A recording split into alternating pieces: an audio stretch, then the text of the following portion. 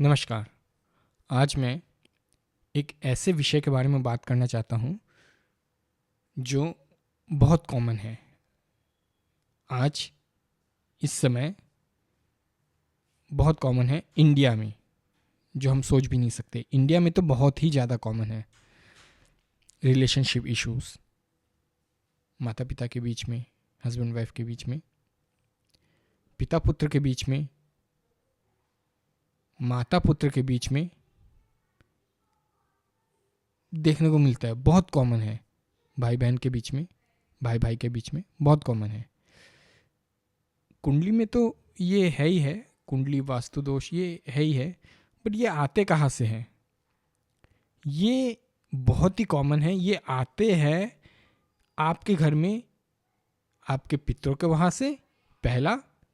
दूसरा, आपके कुल देवी के वहाँ से।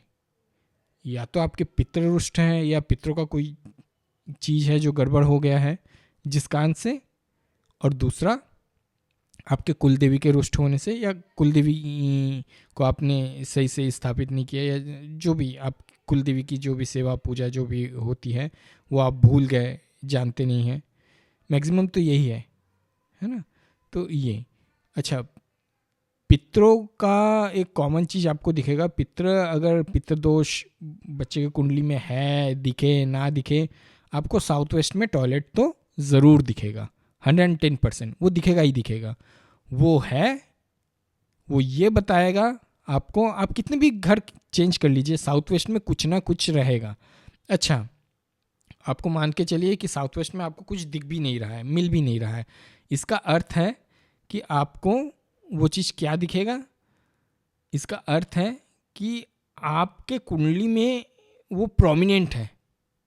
पितृदोष जो है वो प्रोमिनेंट है। अच्छा, पितृदोष को छोड़ देते हैं एक साइड से।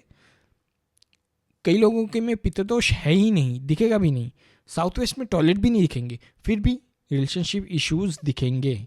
अब ज्योतिष में आप 7th हाउस पकड़ के चलिए, या कुछ भी XYZ पकड़ के चल लीजिए। मूल रीज़न, उसका मूल जो कारण होगा वो होगा कुल देवी। जब कुल देवी रुष्ट होगी, कुल देवी को आप पूजना भूल गए होंगे, वो उनका आपके घर में स्थान नहीं होगा, तो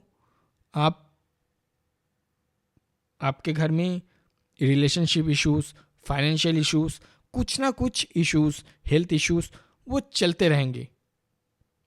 ठीक है, वंश वृद्धि भी कई बार इससे इम्पैक्टेड होते हैं। तो कुल देवी का तो बहुत बड़ा रोल है। ठीक है, पितरों का तो है ही है। कुल देवी अगर रुष्ट हुई तो पितृ आपको एक हद तक बचा लेंगे, बट अधिक वो बचा नहीं पाएंगे।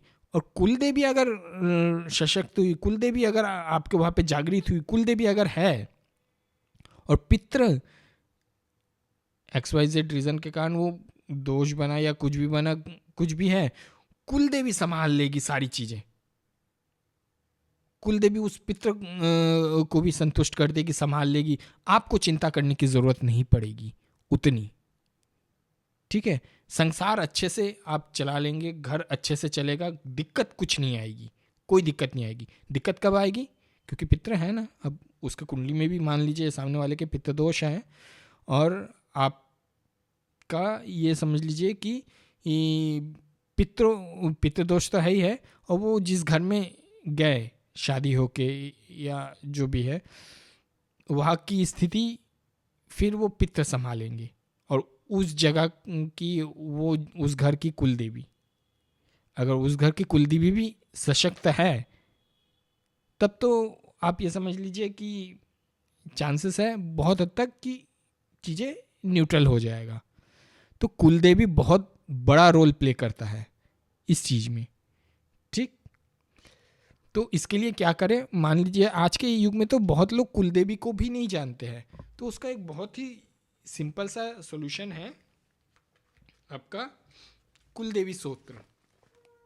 कुल देवी स्तोत्र, कुल देवी स्तोत्र। तो कुल देवी स्तोत्र का पाठ कीजिए।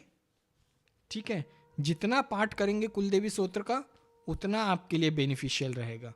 आप इन सारी चीज़ों से बचे हुए रहेंगे। ठीक है, आज के लिए इतना ही। बहुत बहुत धन्यवाद।